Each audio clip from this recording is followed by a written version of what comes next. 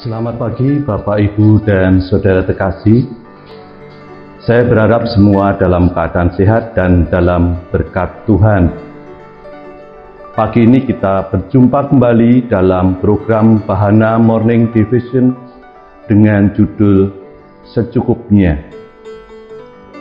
Bacaan firman Tuhan diambil dari Injil Matius pasal yang ke-6, ayat yang ke-5 sampai 13. Demikian sabda firman Tuhan. Dan apabila kamu berdoa, janganlah berdoa seperti orang munafik. Mereka suka mengucapkan doanya dengan berdiri dalam rumah-rumah ibadat dan pada tikungan-tikungan jalan raya, supaya mereka dilihat orang. Aku berkata kepadamu, sesungguhnya mereka sudah mendapatkan upahnya. Tetapi jika engkau berdoa, masuklah ke dalam kamarmu, tutuplah pintu dan berdoalah kepada Bapamu yang ada di tempat tersembunyi. Maka Bapamu yang melihat yang tersembunyi akan membalasnya kepadamu. Lagi pula dalam doamu itu, janganlah kamu bertele-tele seperti kebiasaan orang yang tidak mengenal Allah. Mereka menyangka bahwa karena banyaknya kata-kata doanya akan dikabulkan.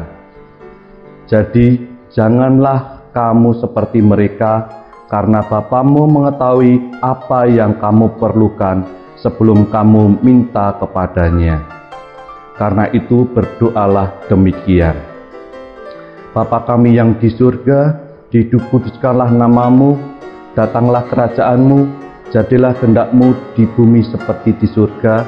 Berikanlah kami pada hari ini makanan kami yang secukupnya, dan ampunilah kami akan kesalahan kami, seperti kami juga mengampuni orang yang bersalah kepada kami.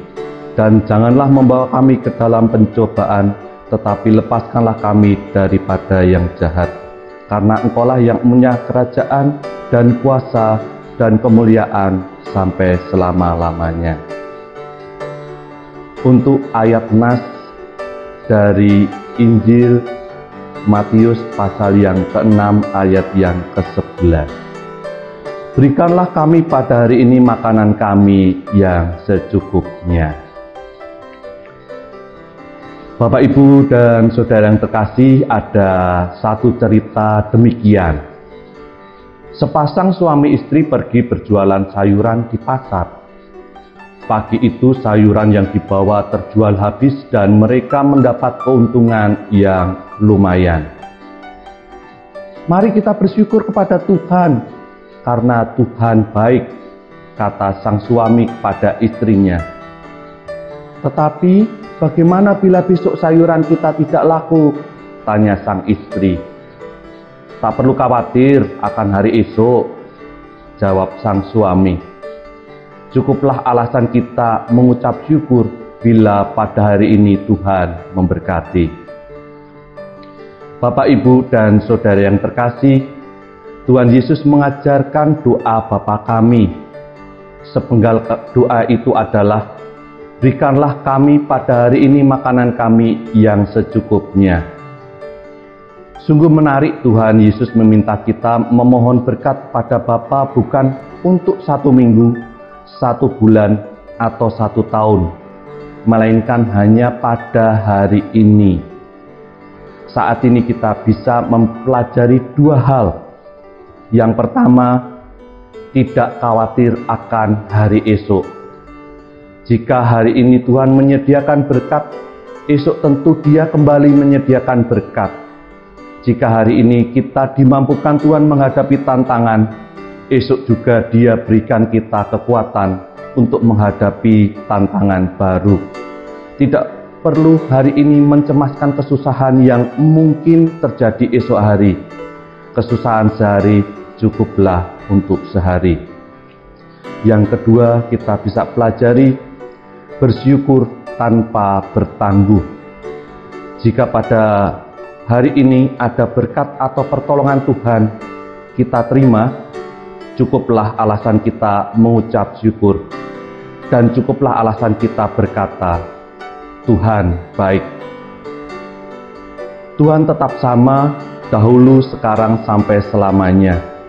Pada hari ini Dialah pedoman. Segala yang Tuhan lakukan pada hari ini akan Dia lakukan hari esok, esoknya lagi, dan seterusnya. Maka tidak perlu lagi kita merasa khawatir. Sekarang kita dapat mengucap syukur, sebab pada hari ini kita sudah mengecap kebaikan Tuhan.